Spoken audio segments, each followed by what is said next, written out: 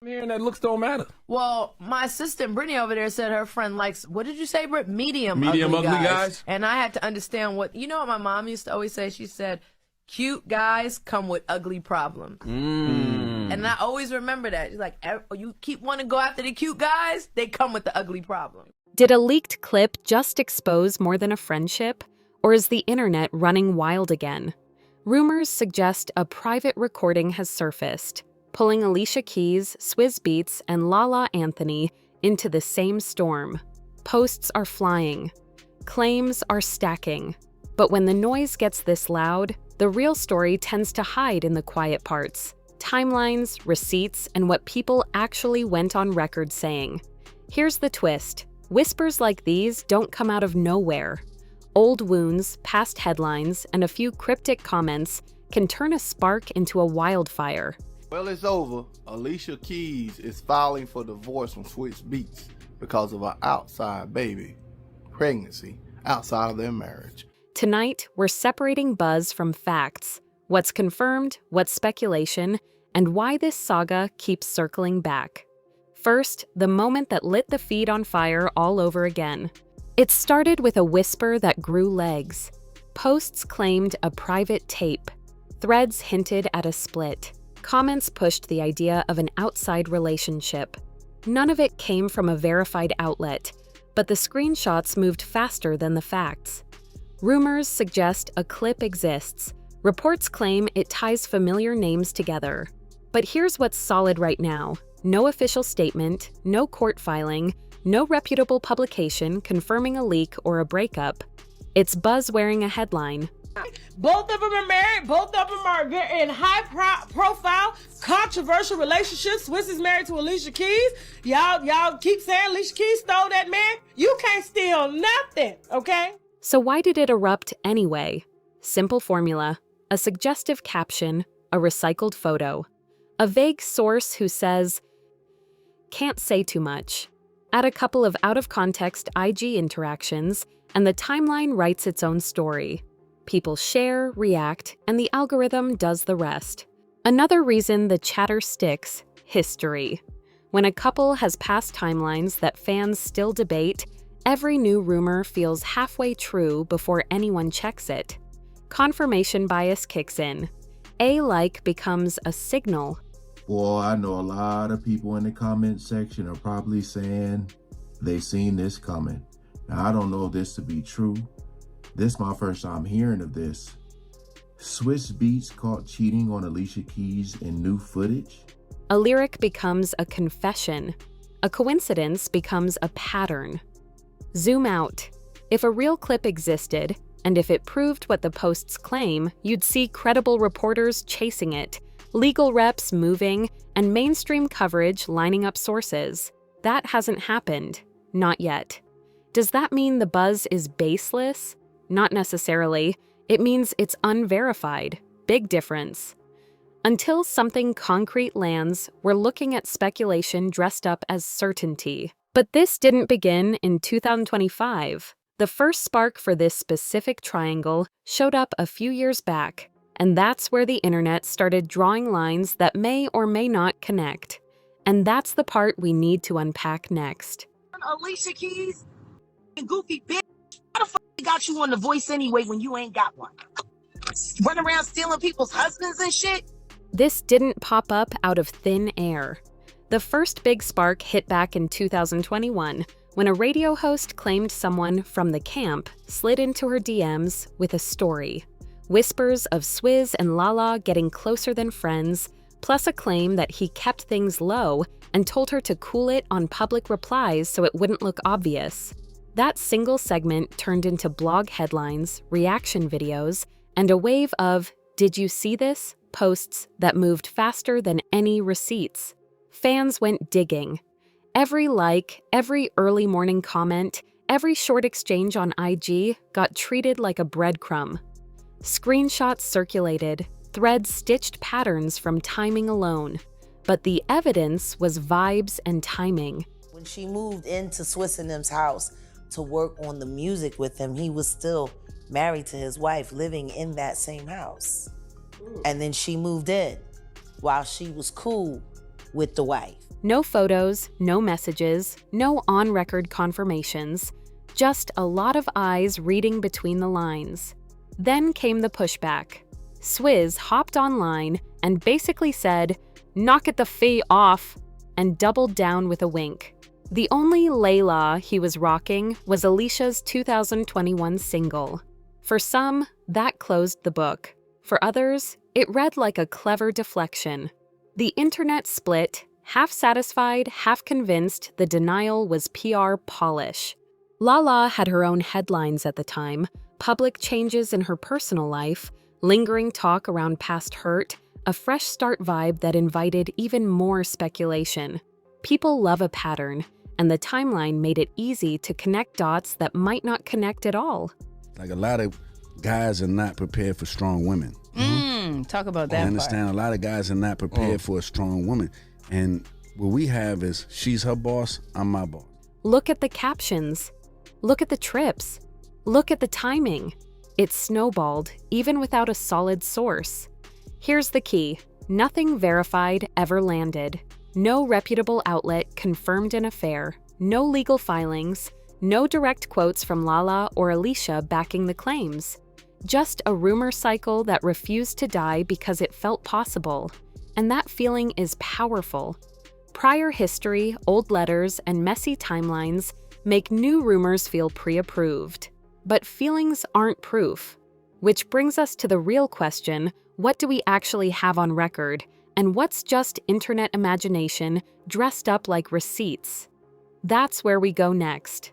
You know how Alicia Keys and Swizz Beatz got together? I guess karma's coming back. Now, Alicia Keys is a beautiful songstress. She's a beautiful woman. But you picked a thug. You picked a man that you couldn't trust, and now he got a baby by another woman outside of your marriage. A trending rumor isn't a receipt. Proof lives in places with accountability, on-record statements, legal filings, or credible reporting with dates and names. Anonymous DMs, cropped screenshots, and reposted clips sit in the maybe pile. About that tape. If there's no traceable original upload, no clear context, and no matching coverage from reputable outlets, it's not evidence. In the era of easy edits and voice clones, a viral clip needs provenance, not just views. So what do we actually have? Public denials from the past, a complicated timeline, and fresh speculation with no verified backbone. Until receipts show up, it's noise, loud, entertaining, and unconfirmed. But that wasn't the whole story. The history behind this triangle is why new whispers travel so fast. Before today's whispers, there was a letter that split the room. In 2009, Mashonda, then Swizz's wife, wrote an open message saying the timelines overlapped. Still married, still under one roof, a young child involved, and a third party she felt shouldn't have been there. Alicia pushed back in later interviews, insisting the relationship began after a separation. Two firm versions, same calendar. That post became the internet's yardstick. Even after the divorce finalized in 2010 and Alicia and Swizz married soon after, people kept holding new moments up to that letter. Lyrics, captions, sightings, asking if they fit the pattern. Years later came the co-parenting glow-up, the blended family messaging, the "we moved through it" tone. It softened the picture, but it didn't erase the bookmark. And that's why fresh claims land so hard in 2025. If you believed Mashonda then, new rumors feel like confirmation. If you believed Alicia and Swizz, they read as recycled noise. Same posts, different lenses, all shaped by that one letter. That don't belong to you. I just want to put that out there, okay? Carmelo has been embarrassing Lala before her body and after her body. And the dates that followed add an even trickier layer. Timelines don't gossip, they just line up the dates, and sometimes that says enough. First, the early 2000s. Swizz and Mashonda were together, planning a family. They suffered a heartbreaking loss in 2000. Around that same window, Swizz welcomed a son, Prince, from a different relationship. Two realities at once. Joy and grief on parallel tracks. That contrast still shapes how fans read the rest. They married in 2004. In 2006, Mashonda and Swizz welcomed their son, Kasim Jr. On paper, the family looked set. In public, the music and the momentum never slowed. Then another fork in the road. In 2008, a daughter, Nicole, was born from another relationship. That date, coming before the divorce and before the next chapter, became one of those facts the internet never forgets. People point to it whenever the pattern conversation comes up. The legal chapter closed in 2010. The divorce finalized in the spring. By summer, Swizz and Alicia married. By fall, their first son together, Egypt, arrived. In 2014, they welcomed Genesis. New vows, new babies, a new public image. Line all of that up, and you see why today's rumors travel fast. The dates don't accuse anyone on their own, but they do create a backdrop, intersections, overlaps, and headlines that lived side by side. That's the fuel. When fresh whispers pop up, the old calendar gets pulled back out. Here's the bigger point. Families evolve in public, but the audience tracks the old chapters like bookmarks. That's why a simple like, a caption, or a studio selfie can feel like a clue. It's not just what's happening now, it's what it echoes. But a timeline is only half the story. The other half is branding. Now, if you guys know, or for those of you who don't know, you guys know how they met. Remember that? How Swizz Beatz was with his ex, still with his ex at the time? How a messy past gets repackaged into a clean narrative. And a few years ago, that shift hit the mainstream in a very deliberate way. The tone changed first, fewer headlines about timelines, more photos of birthdays, school runs, holidays. The message was simple: peace, growth, co-parenting. It felt intentional, like someone swapped the soundtrack. Then came the on-record pivot. Interviews about putting the kids first, a book about blending a family. The language shifted to bonus this and together that. Past drama got reframed as lessons. The audience got a script. We moved through it, and here's how. It worked, at least in public. Seeing everyone in the same frame softens edges fast. People want an ending that feels adult. They want to believe you can turn chaos into calm. For a while, the feed reflected exactly that. Aligned captions, shared celebrations, a curated normal. But rebrands come with a trade-off. The cleaner the picture, the harder the internet digs when a crack appears. Old screenshots come back. Dates get revisited. Every smile is reread as strategy.